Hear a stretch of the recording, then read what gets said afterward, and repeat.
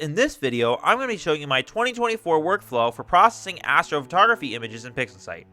So the first thing I would recommend doing is obviously doing a preview stretch of your image. So make sure to pull up your image by going to File, Open, and it's somewhere in here. And I'm assuming you already have a little bit of background knowledge of PixInsight. I'm just showing you how my workflow would be normally. So I'm going to go ahead and pre-stretch this image. And here it is. And we're going to zoom to fit so you can see the thing better. So right-click, zoom to fit right here.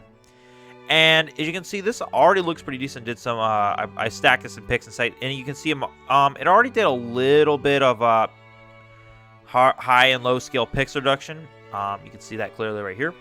Because it's kind of like a little bit of a mess there, but it doesn't matter because we're going to fix that. Anyway, as you can see, this already looks pretty good, except if we flip it. So if we go to Image, Geometry, Rotate by 90 degrees counterclockwise, I think. Yep, okay. Zoom to fit. As you can see, it looks pretty good, but there is a slight gradient, and it's kind of green. So we definitely want to remove this. And in order to remove that, I would not use automatic background extraction because this does not do a great job. Instead, I go to Process, I'll process Dynamic Background Extraction. Go to Target Image Correction. Hold on, we got to click on the image first. And then go to Sample Generation. So first I select my target image correction, which I usually use subtraction if it's a lot more gradient. Or if it's a less of a gradient, I use more division. I think this one's fine with division. So I'm going to click here, and then I'm going to go to default sample radius, and I'm going to change this to maybe about 50. And then samples per row, we're going to change, actually, wait a minute. So we don't need samples per row because I'm going to actually manually place my samples. Normally, I would do the samples per row thing and generate samples. But for this, as you see the Milky Way, there's like kind of like a nebulae everywhere because this is technically, the Milky Way is technically, this part is nebulae a little bit, like, you know, the dust and everything. But what I'm trying to say is normally I would place samples, like generate them. But in my case, I'm not going to because this is just going to get all wishy-washy if I decided to use samples and get, generate samples across this as well. So instead, I'm just going to place them manually. So let's go ahead and do that. Here we go. We're going to start placing samples, and we're going to actually turn up the tolerance a slight bit. So 2.5 and click resize all. That'll automatically update it. So let's go ahead and place some samples. That might be a little too high, but it's okay. Let's make sure it's not near the nebulae at all. So I'm going to quickly place these away from the nebulae. Let's quickly place these away from the nebulae. You see that's already looks pretty decent. I think I'm going to keep the trees down here because it looks okay. Even though it's like kind of smeared, I think it looks pretty cool like that. I'm going to keep that. I'm going to make sure this dark area is covered as well. There we go. And maybe go one under here, barely passing the nebulae. Now we're going to go ahead and use this. So we're going to click, we're going to use smoothing factor if it doesn't look great. We're going to click check mark, and we're going to execute that.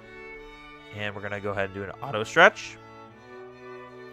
As you can see, this all looks, oh wow, yeah, it looks pretty decent, except there's a wrong kind of color on it. So as you see, there's no more gradient, as you can see. But you can already see there's a problem, and that mainly lies in the color. So I think we're good with this, but we're going to go ahead and minimize that. The problem is the color. I do definitely not like this color. So we're going to fix that. First of all, let me go ahead and zoom this to fit so it goes back in frame, and then we're gonna put this over here somewhere.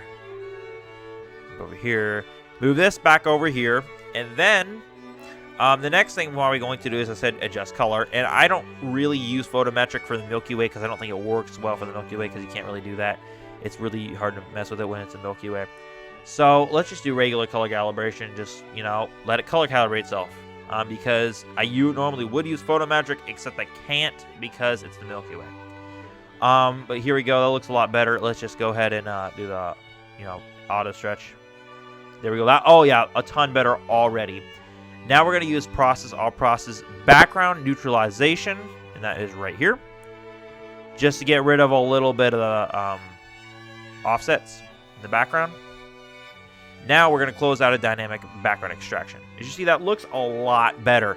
And the next thing I want to do is use something called blur exterminator and mainly get rid of the blur and maybe shrink the stars a little. That's technically what I like to do. So if you already have this, it's a great combo. PixInsight and Blur Exterminator on all the RC Astros are a great combo for amazing images. I'm going to go ahead, speaking of that, I'm going to go ahead and adjust these parameters, speaking of processing. Let's go ahead and bring this maybe down to 0.25, like default. Sharpen non-still, I'm going to bring that up a little. I'm going to bring the 0.75. I don't want to way over sharpen, so we're going to just do 0.75. And I think that's good. And I selected AI version 4 already. Good. And I'm just going to go ahead and do that because I know this is going to take a minute. Let's go ahead and use that. And I'll be back in a second when this is finished. Okay, guys. It looks like our image is officially completed. If we zoom in here, as you can see, the stars are pretty good looking, actually. They're not way too sharp.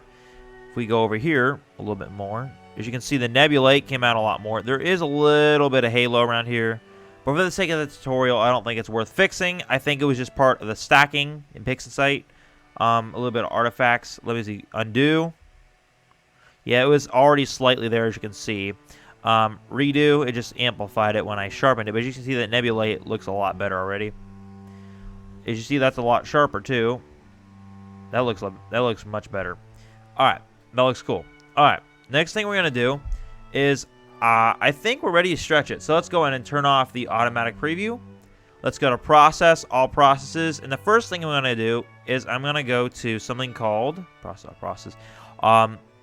Arcsin stretch, because I think this would be really good for like bringing out the colors. So we're going to go ahead and zoom in the preview a little bit more maybe. Actually, that's fine where it is. Actually, I probably could zoom it in just a slight bit more. I don't know if it will let me. Yeah, there we go. Looks better. Let's go and stretch it by a little bit more. And then turn the black point a little bit down. Maybe like right there.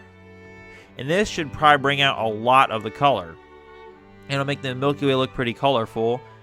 As well as maybe more, the stars will be a little bit more colorful. You'll be able to see the actual star colors. And the real colors of the Milky Way as well. Just a little or saturated. If that makes sense. Here we go. Let's move this. I don't want to see that. Turn this up. I think that's a little too much. Let me bring that down. Turn this up. This needs turned up significantly because this is like ridiculously bright. That looks good. Now we're not going to use Arcsin stretch all the way, as you can see, because I'm going to end up clipping stuff. So let's go and back this up a little bit. That already is clipping, as you can see. So let's go and just like bring it up a little bit. There we go. So we're gonna use. I think that's good right there. I think that's good for Arcsin, as you can, if we can see already, it already looks a lot more colorful than it already did. As you can see everything's a lot more colorful. So I'm only gonna do like 1 or 2 Arcsin stretches. Now we're gonna go ahead and do the histogram transformation. So we're gonna bring this up a little bit. Click execute or apply for this button. And then we're going to reset it. Now, there's a little bit of wave bumps there. I don't know why they're there. But we're going to bring it maybe to up here.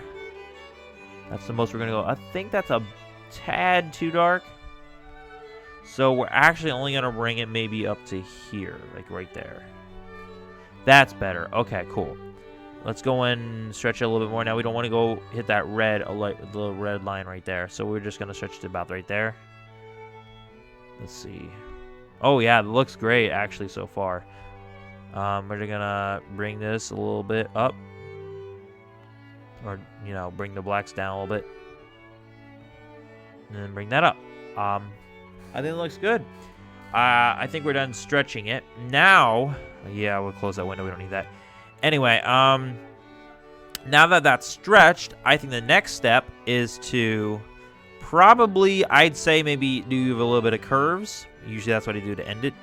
So I'm going to go to curves. Where's curves? Here it is. Curves transformation.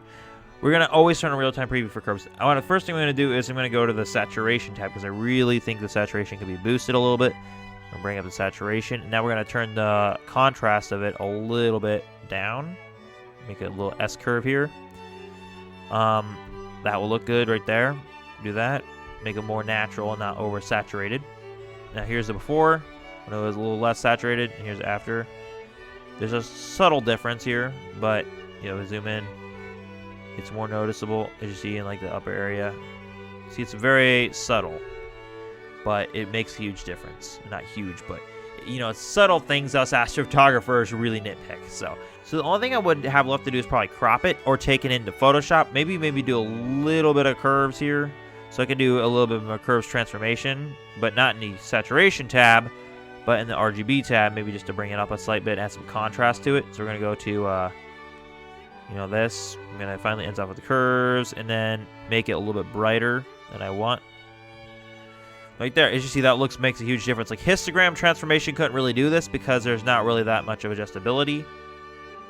Whereas curves, you can actually make it look, like more cinematic, so to speak. And we're not going to use that. That's way too much.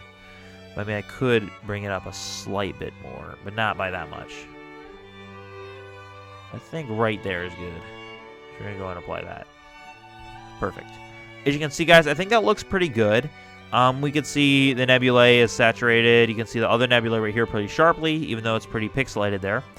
Yeah, and everything looks pretty good. I mean, we could just save this and call it a day. I mean, really, that's all there is to it. So let's go and save this as a TIFF file. Well, actually, we're going to save it as, we're actually going to name it. So we're going to call it Milky Way Best Photo I Took, for example. Probably have to rename it later because it's going to get super disorganized if I use it like that. We're going to do a 16-bit unsigned integer to make it the same as we expect it. Click OK. And there you go. That is how to process an image in PixInsight. But if you want to see how to process the planets in PixInsight, well, there's a video linked right above this. And as you can see, this is exactly how to process the planets in PixInsight. And go ahead and watch it if you're interested in watching it. And anyways, until next time, clear skies.